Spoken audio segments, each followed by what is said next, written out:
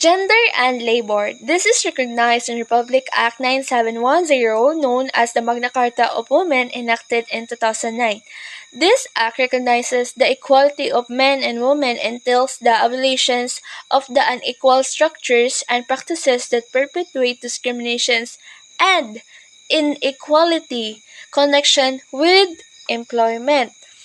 So before, women faced different challenges at work like unfair treatment, lower pay, fewer opportunities because of stereotypes and expectations about the gender rules.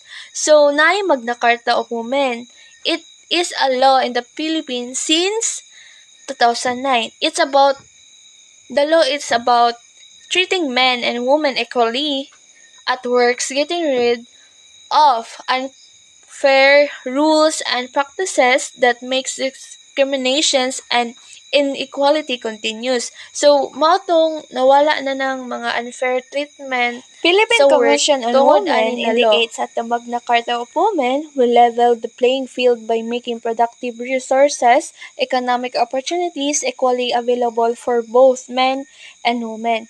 It is further noted that generally, women do not control family properties and decision-making rights on the use of income, further limiting their opportunities to break the poverty cycle. PCW says that Magna Carta of Women is like making sure everyone can play on a fair playground, that both girls and boys have the same chances to use a resources and to have a job. So things are fair for everyone. Mali pasabot sa katong PCW. So girls and women don't get to make decision about family sa kwarta, sa property, kay tungod kay babae lagi sila dili pantay ang pagtan-aw sa babae before maong mao ganing na ilo para ma-change na siya na kanang perspective sa isa ka tawo pod or pagiging stereotypes ba. Kani po sa limiting opportunities to break the poverty cycle kay sa realidad manggod kay once na untahin no ang mama manganak na naman dyan na newborn baby. And of course, obviously, wala na sila alamag once na magawas na sila sa tiyan sa mother. However, pag ang children or kato na bata kay mo grow na siya, makabalo na jud na siya sa mga basic na trabaho like manglimpyo, manilhig, sa pa kanang manghugas, magluto. Kay ang society manggod gina-encourage ta to do kanang certain specific work ba. Like for example, sa girls kanang ang expectation sa girls kay dapat kabalo magluto, manglipyo. Well sa boys kay kabalo magpanday. So the distributions of labor is based on sex. Kanang and not on individual capacity or kanang unsay tawag na skills sa isa ka tawo. Kani pa. Since ang girls kay kanang expected to take care of the family, household, yan, sa mga anak, ganyan. Ang education nila, dili priority. Ang priority kay ang family. So, dapat both boys and girls should given equal opportunities to learn different skills that not basing on their like gender, yun. Household. Yung sa household, kanang pag sa gawaing bahay, kanang dili lang mangpudgon na sa babae na responsibilidad. sa sulod man po na sa balay. Once na nakay pamili, kamo man jud tanan dapat mag-contribute. So that's all. Thank you. Good day, everyone. So, for the continuation of the topic, let's proceed to the tourism. So, tourism means is a traveling to a different place for various purposes. So, for example, ana is kanang or it could be business, commercial activity, and usually di ba makita na to ng mga kanang foreigner kani nga nakaadto diri sa atong lugar is kanang like maadto sila sa Boracay kay gusto nila kanang ma-discover ang different nga diri sa atong bansa kanang mga kalingawan gani ingana di ba kasagaran ingana atong maano sa ilaha. So tourism, it appears that tourism planning is that included women or has an insufficient regard for gender issues. Within the tourism industry, relatively few women have the educational qualification or foreign language skills to compete for front of house position in the hotel industry as tour guides or in travel agencies, and women are more likely to be employed as a housekeeper, waitresses, or similar low-level position. Targeted educational programs could provide women with the necessary qualifications to climb the job ladder. Which could progressively help to rectify the imbalance between work opportunities for men and women and eliminate gender gaps in tourism employment. So, diri guys, nagaingon diri nga sa una daw, according sa ilahang pagplano sa una, nga dili daw qualified ang mga babae sa ingani nga industry, sa ingani nga trabaho. Kay na-remember ako sa una nga giingon ni ma'am, which is nga ang mga babae is kanang dapat diba sa balay ra sila, wala sila yung right nga kanang sa una wala sila yung right nga magtrabaho sila kay under sila sang ilang bana. So gaingon diri sa dapat daw ang mga babae is kanang ang trabaho nila is kanang nabilong siya sa low level positions like kanang waitress ra ka, and then housekeepers nga na daw ang dapat matrabaho sa mga babae, which is nga diba dili siya tama. So mao to nga ang karon na ay educational program nga maka-help sa mga kababaihan para nga ang makuha nila ang qualification nga need sa ani nga trabaho or kinanglan nga qualification bigay makatabang po ni sa ilaha nga para makatabang makuha ang qualification sa ani nga trabaho. So true po diri kay sa sinema makaano po sila kanang pag naka-educational program sila is kanang makapili sila sa ilang trabaho, pili sila sa trabaho nga gusto nila, and sa true diri sa educational program nga makatabang ini nga para maitama nila ang mali nga management ug pamamalakad tung sa una pa nga sa una. And kania pod gusto diri ang nakabutang nga dapat eliminate ang gender gaps in tourism employment. So dapat daw walaon ang gender gap nga dapat pag lalaki kaing ani ang treat sa imo pag babae kaing ana. So mao nang gusto nila. So mao na guys, thank you for listening and I hope you learn. Bye. Okay. Business Processing Outsourcing, the Philippines Information Technology Business Process Outsourcing Roadmap 2011-2016 is not gender responsive and does not address women's constraints in accessing high speed of work in non-voice services or the likely growth in information technology and engineering. These matters, as well as the pay differentials between men and women and employment conditions, required specific government and attention. So there is a business processing outsourcing, in short BPO, wala na jud matter ang gender identity nato as long as suitable ka na trabaho og deserving nimo na trabaho na og like for example ani na trabaho kay call center, seller, business management og uban pa. kana sila ng mga trabaho kay wala man jud na sila nagamatter og gender identity as long as hawd ka mo English, like for example hawd ka mo English sa soft call center og sa seller hawd ka mo jamming mga bisan unsa basta kay nakay talent ana. Government services. Public sector employment is an important source of job with better pay and condition for women than many other industrial sectors.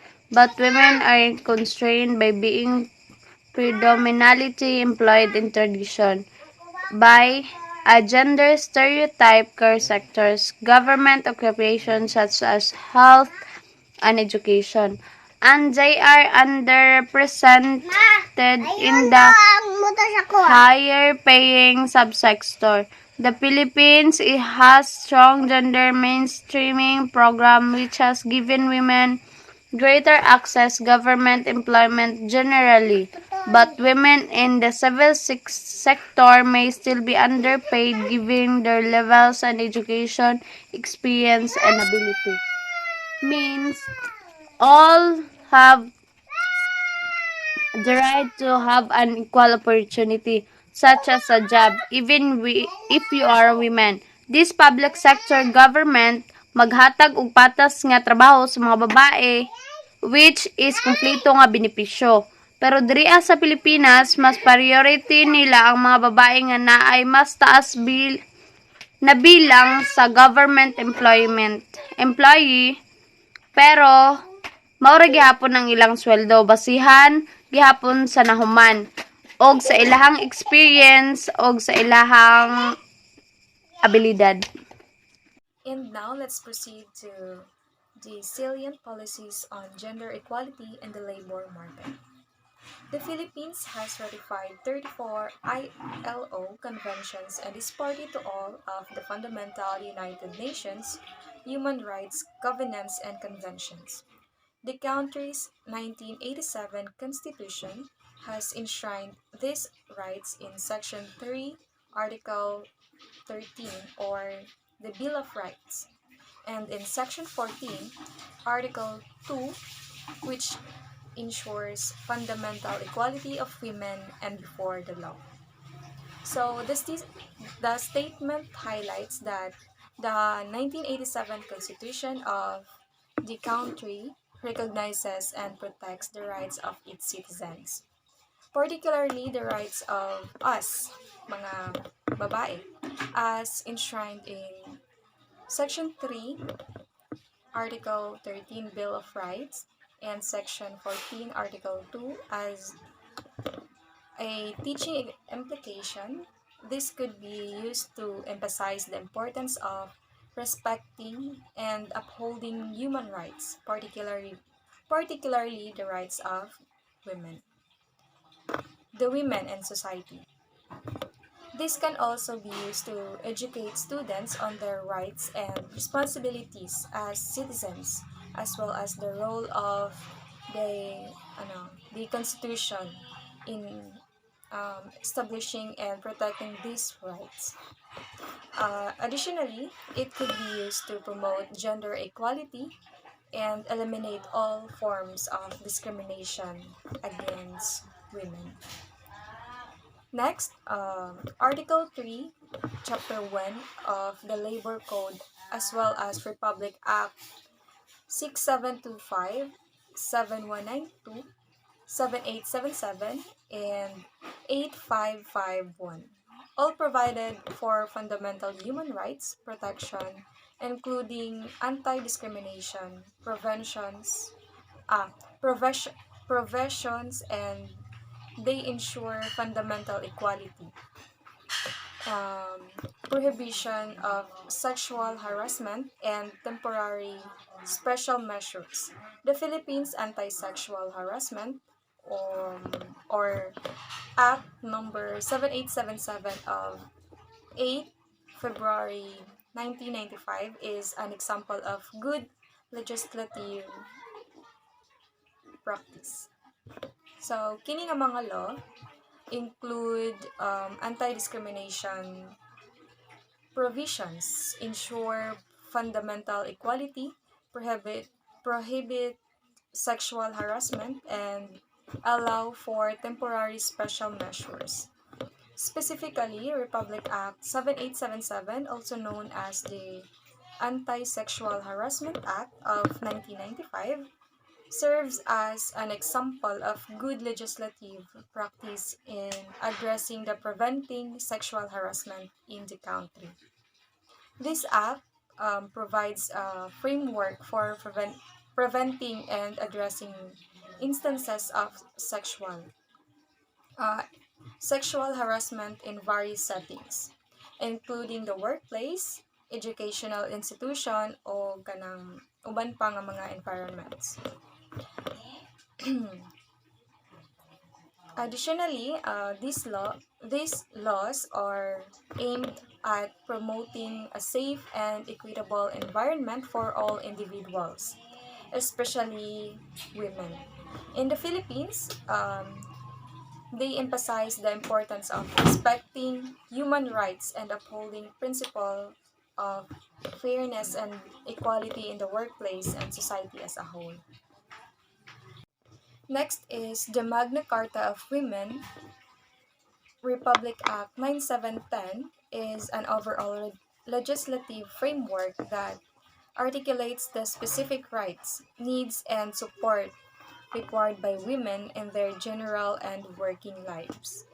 Although the Magna Carta of Women provides a good legislative framework, implementation issues remain. Filipino women often do not know about their rights, and the complaints system is confusing even if they do. So, the Magna Carta of Women, also known as Republic Act 9710, is a comprehensive legislative framework that aims to protect and promote the rights, needs, and well-being of women in the Philippines. It, en- it encompasses various aspects of women's lives, including their general rights and their rights in the workplace. In 2012, the Philippines became the first country in Asia to ratify the ILO Domestic Workers Convention 2011, number 189. In early 2013, President Aquino also signed a new law, Republic Act 10361, known as the Batas Kasambahay or Domestic Workers Act, in order to better protect this large group of mostly young female workers. This convention sets out comprehensive rights and protections for domestic workers worldwide. By ratifying it, the Philippines demonstrated its commitment to ensure the well-being and rights of domestic workers who are mostly young and female. Gender and education. In my research, education play a role in the empowerment of girls and women, the attainment of gender equality in household, community, and wider society. Even before in the 1948 Universal Declaration of Human Rights made it official, education as long as been recognized as essential to enable people to release their true potential. Education in itself is human right, but also serve a gateway that allows individual to access and enjoy other human rights. Education is broaden the perspective of girls about roles and she can play, provides a space and meeting our peers and mentor and role models, and open the new space for an empowered girl in act. Research and influence other unique to education is the fact that only once you gain it you can take away.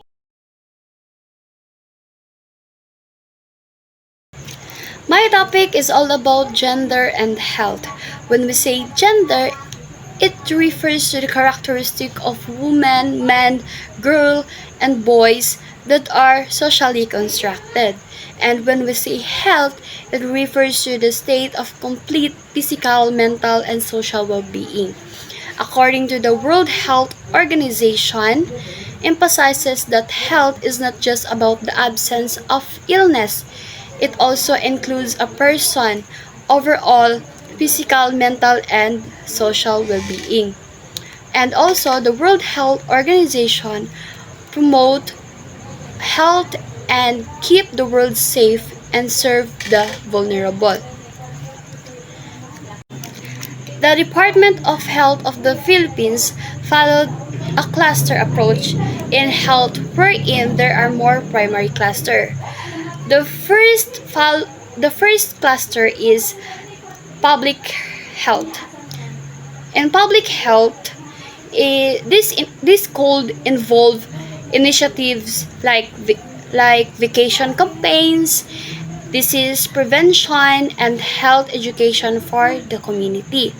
And the next one is water sanitation. So in this cluster might be focused on providing clean drinking water, sanitation facilities. And the next one is nutrition. To ensure the community has access to nutritious food, especially for vulnerable groups, children or the pregnant. And the lastly is mental health and psychosocial support. So this cluster might involve mental health awareness campaigns, counseling services, the support for individuals dealing with psychological issues like stress or the trauma.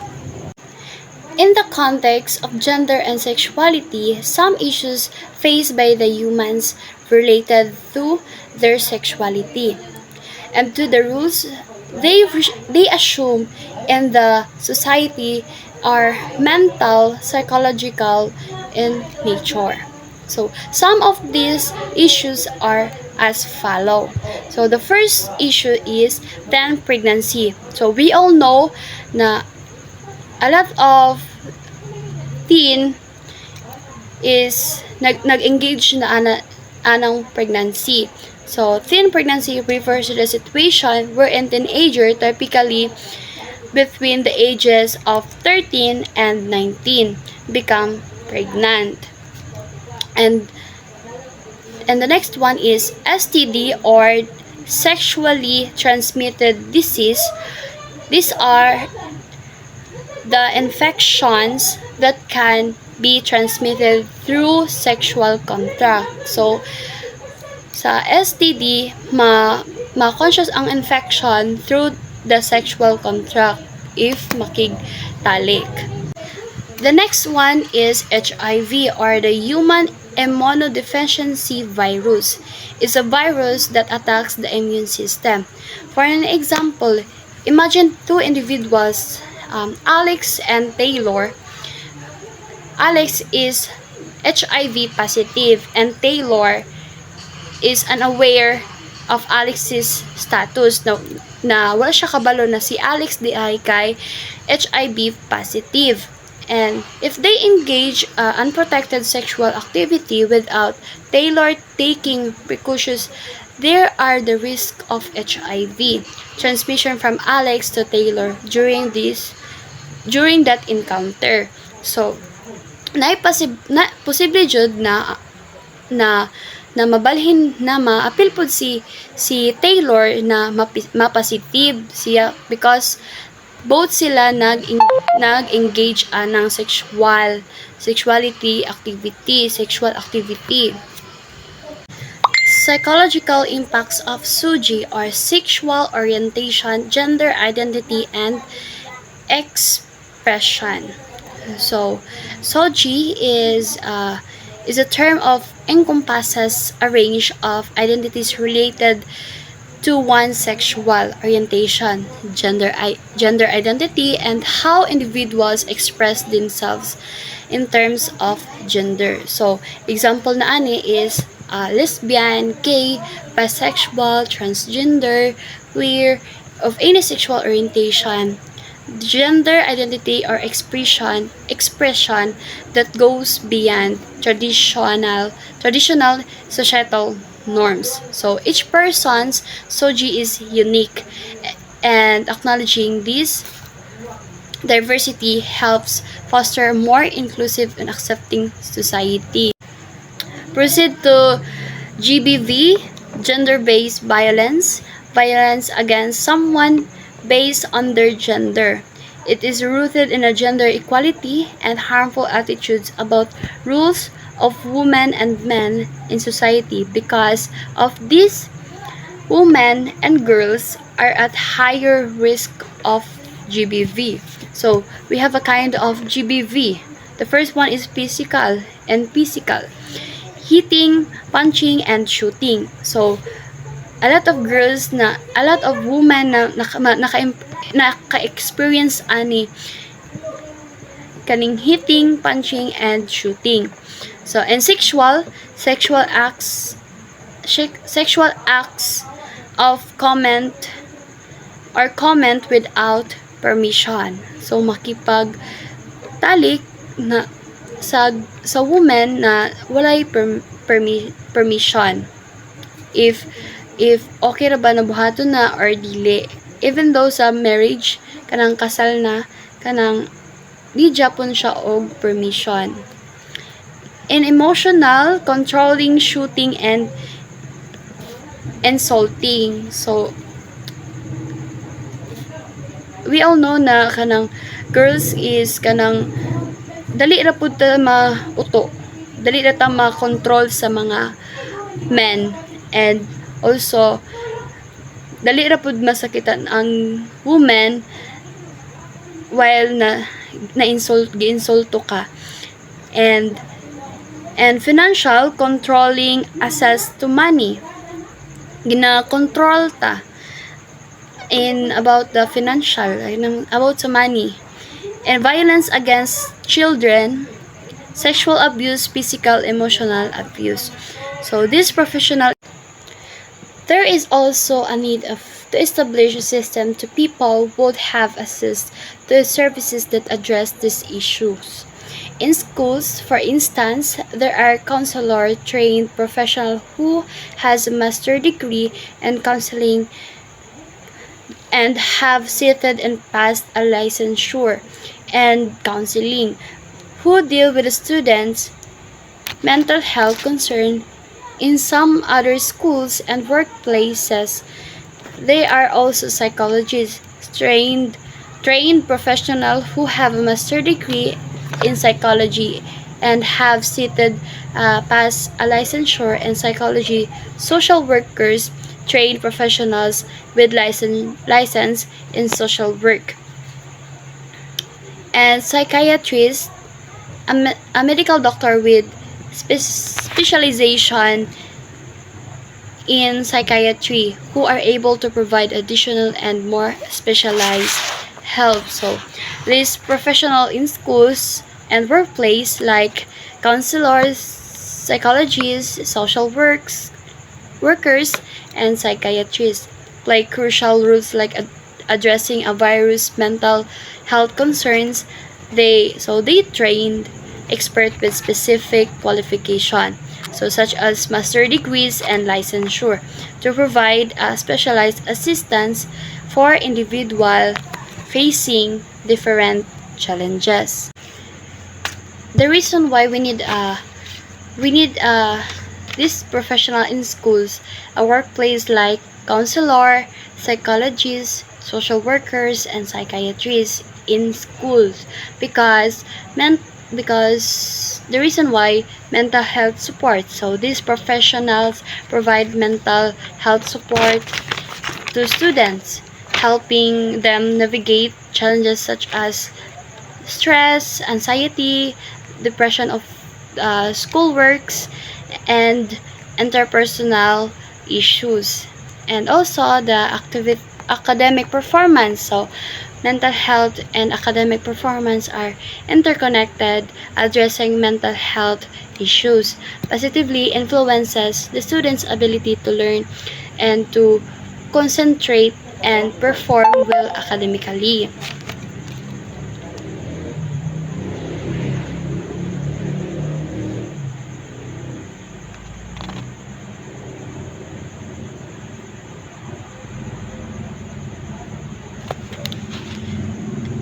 And also, the reason why is the family support. So they often work with families to provide a holistic approach to addressing issue that may impact students' well-being both at A home pleasant and day to in each and school. everyone.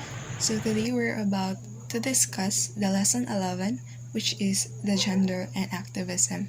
So before delving deeper into our topic, let us first identify or know the learning objectives of our topic. So at the end of the lesson, students will be able to discuss the heteronormativity and its manifestations and to appreciate the contribution of activism in social change. So now let us move on to our topic, which is understanding heteronormativity. Everyone is born, but not anyone is born the same. There are some people born and grown up as a lesbian, gay, bisexual, transgender, queer, intersex, and asexual. So in other words, there are people born to grown in different ways, but will surely end up the same. So our society nowadays are advocating youngsters towards equal rights for everyone through the UDHR, or Universal Declaration of Human Rights, which was drafted in 1948 by all countries who are members of the United Nations, wherein it acknowledges that everyone, including the LGBTQIA people, is equal in dignity and in rights, although most countries no longer punish or outlaw homosexuality. So, according to Merriam-Webster's dictionary, heteronormativity means relating to or based on the attitude that heterosexuality is the only normal and the natural expression of sexuality. So, with a heteronormative point of view, those who are straight people are placed at a privileged group by viewing them as the standard or normal. So those people who does not adhere to that standard are always viewed as lesser, like women who love women or people who are lesbians, men who love men or gays, and people who love men or women or bisexuals, and also people who feel that they do not belong to their biological sex or transgender, and other people who reject the notion of gender binaries, which is the male, female, masculine, or feminine. Since heteronormativity is not new to us, since it was already discussed at the first topic of our lesson in gender, so when we say heteronormativity, it assumes that people are straight by default, which means that only the heterosexual or straight is the default sexual orientation. Though wala nila gina-reject or wala ni gina-reject the fact nga na ay different genders out there. But if kanang gina-follow nimo ang kanang expectations or standards nga gisa sa society, for example, sa male and female, male are expected to do masculine things. If you are a boy, you are expected to do boy things. Or, for example, kung nakaidulaan, dapat blue color. Same goes by to the female. So, sa atong society, pag moingon ganig babae ta, so you need to conform to the standards or adhere to the standards sa mga babae. Like, ang mga babae kay dapat daw naara sa balay, doing housework, and magpakasal. Same pod sa mga lalaki. Mga lalaki kay kanang kung unsay expected na buhaton para sa ilang biological sex is dapat nila na buhaton. Kay kung if you adhere to this kind of event or thing, mahimo kang kanang kanila nga regard kanila nga straight. The word heteronormativity has been ingrained in our social and political institutions that it has almost become invisible. There are people unknowingly subscribe to heteronormative standards just because that is the way that has always been for them, like assigning blue for boys and pink for girls. But what happens when a boy wants pink toys, right? They are reprimanded and criticized in a process called normalization. So this normalization limits the person's choice and freedom. For the LGBTQ, it means they are marginalized, treated as inferior, discriminated, and always branded as abnormal and treated as second-class citizens, wherein it leads to homophobia, transphobia, biphobia, prejudice, discrimination, and violence, and other hostile acts towards the LGBTQ people. One example of the heteronormative violence is the murder of LGBTQ men and women during the Nazi Holocaust. So, in present day, it means punishing LGBT children for expressing who they really are or being vocal about who they are attracted to. So, especially in the workplace, it could mean being fired or not being promoted just because you are not straight. At home, it could mean being disowned by your own family because you are a member of the LGBTQIA+ community, or being bullied by your family because you are not masculine enough or feminine enough. Especially in politics, it manifests in policies that denies LGBTQ their freedom, such as anti-sodomy laws in many countries, where being LGBT is a crime punishable by imprisonment or death. And it could also mean the absence of laws that while let LGBT live a full life, like being able to marry the person they want to marry, or enjoying the same rights and privileges that straight families have. So we can't deny the fact that heteronormativity is still evident in our society today, even in social and political contexts. Even in government establishment, those who are belong sa LGBTQIA+ community kay dili ginatagaan o privilege or dili sila gina-recognize in the society. And maskin karon mapansin niya po na to even in establishment na walay exclusive na CR para sa ilaha, because a lot of us kay nagatuog gihapon nga there are only two default sexuality, which is the boy, girl, or female or male. In political context, so as we all know, in the Philippines, especially sa political context, there's no such right na nag-recognize sa mga LGBTQIA+ or mga tao nga belong sa pride community.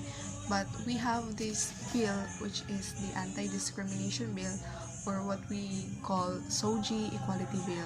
So this SOGI Equality Bill stands for Sexual Orientation, Gender Identity, and Gender Expression. So this bill kay gifiled ni siya sa una ni Miriam Defensor Santiago, and until now wala gyapon ni siya na legalize or na-approve as law na naga-protect sa mga LGBT people. So as we all know, in Philippines we are, I think mostly of us are Christians or do practice Christianity, and with that it is hard for people to accept the fact na daghan jud nakalain-laing gender and naay mga same-sex couples. Unlike sa ubang country nga naa sila or gilegalize sa ilaha ang same-sex marriage. For example, sa Canada, it is legalized nga magpakasal ka sa same nimo og gender.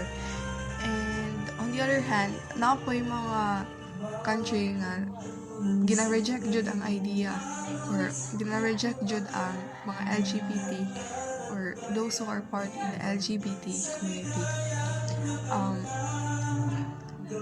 Sa experience ako mama, since ako mama kay nagtrabaho siya sa Saudi Arabia, so ana siya nga wala daw bayot dito so ana ko, how is it even possible nga walay bayot? It is because kay ang ilahang government kay dili nila gina-accept nga naa yung mga bayot or LGBT, and it is punishable sa ilahang law or kung sa ilahang pamalakad sa ilang government dito. So kung naaday bayot kay more on nagapretend na lang sila nga lalaki sila so that they can kanang punish, dili sila punishan sa government, and ang mas worse na nga punish kay death. And also na po instances nga ang ilahang government kay kung naay toys or even clothing nga naay color rainbow, gina-terminate na sa ilahang government. It's because bawal jud daw sa ilaha na naay LGBTQ kay Islam community ang Saudi Arabia. So in conclusion, if I were to be asked if heterosexuality is a wrong thing or not, for me it is wrong because we tend to neglect the fact that there are diverse sexual orientation out there, and I am more on promoting and creating a more inclusive and accepting the diversity of people. And I must say that we must just focus on creating a safe space and harmonious society, not just for heterosexuals but also to every gender or all of the gender out there. And it is just a matter of respecting the differences and experiences of humans. Good day everyone, I'm Kinara Solagan, and today we're going to tackle about the heteronormativity activism. Through activism. So first, we will know what is heteronormativity. So heteronormativity is all about the standard of the gender in our society. For example, the male, female, and woman and men. So heteronormativity is kanang muna siya ang like normal genders jud, and the other religions believe that, especially the Christians, Muslims, and other religions that believe in Abraham, that we only have a two gender, which is the female and the male.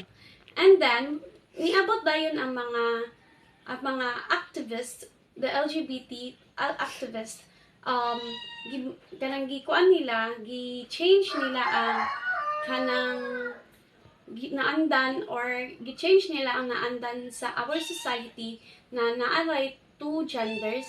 And then, nag-abot ang LGBT, nag-add sila o gatong lesbian, gay, and transgender. So, under that, there are also na mga kontraana, which is what we call the homophobic and the transphobic. So, when we say homophobic, muna sila ang mga tao na kontra kaayo sa mga gays, and then, ang transphobic naman is they are kontra kaayo sa mga transgender peoples.